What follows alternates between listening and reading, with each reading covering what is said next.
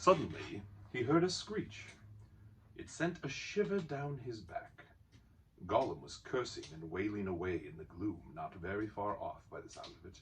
He was on his island, scrabbling there, here and there, searching and seeking in vain.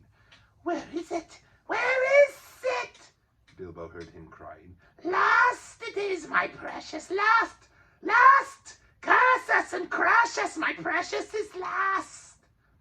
"What's the matter?" Bilbo called. "What have you lost?" "It mustn't ask us," shrieked Gollum. "Not its business. No, Gollum, it's lost, Gollum. Gollum." "Well, so am I," cried Bilbo, "and I want to get unlost, and I won the game, and you promised. So come along, come and let me out, and then go on with your looking." Utterly miserable as Gollum sounded, Bilbo could not find much pity in his heart, and he had a feeling that anything Gollum wanted so much could hardly be something good. "Come along!" he shouted. "No, not yet, precious," Gollum answered. "We must search for it. It's lost, Gollum."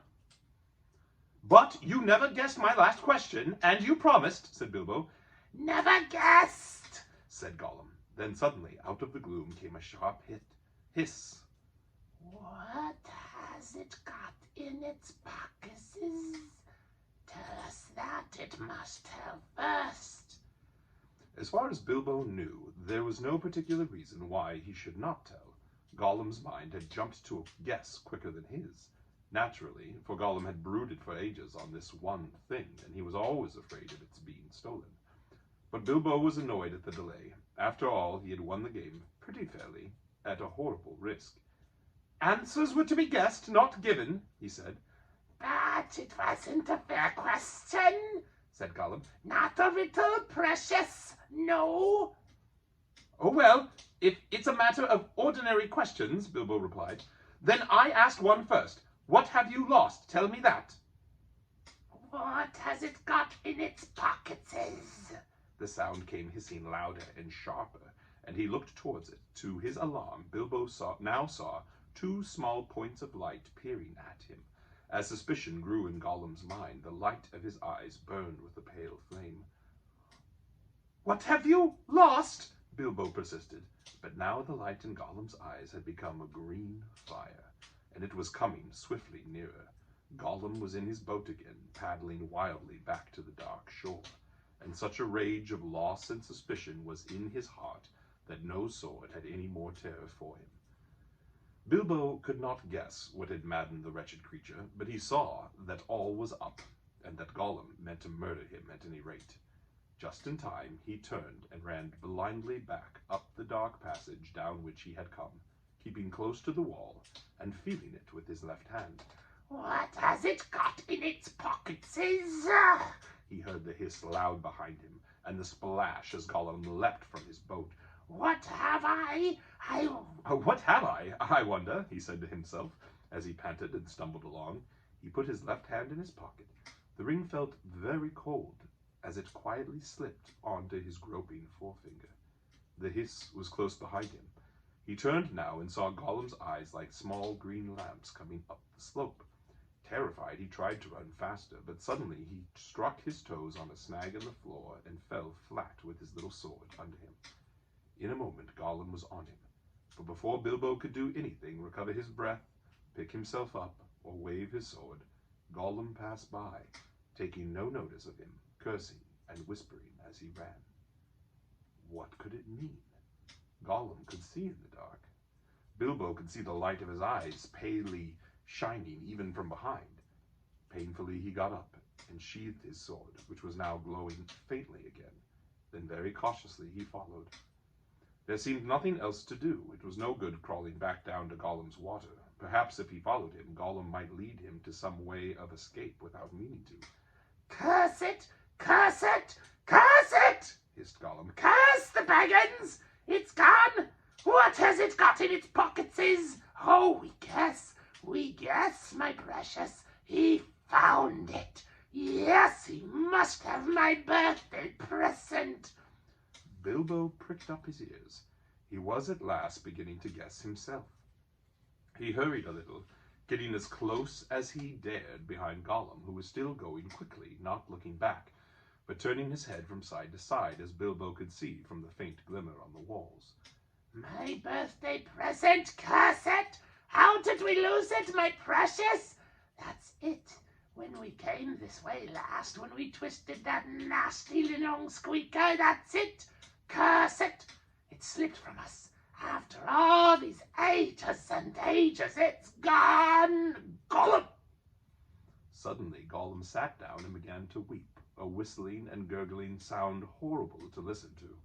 Bilbo halted and flattened himself against the tunnel wall. After a while, Gollum stopped weeping and began to talk. He seemed to have an argument with himself. It's no good going back there to search, no. We doesn't remember all the places we visited, and it's no use. The Bagginses has got it in its pockets. The nasty noser has found it, we says.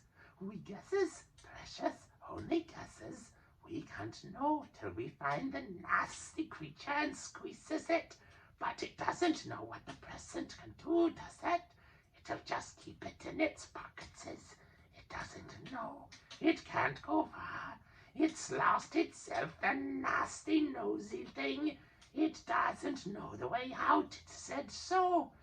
It said so, yes. But Trixie, it doesn't say what it means. It won't say what it's got in its pockets. It knows.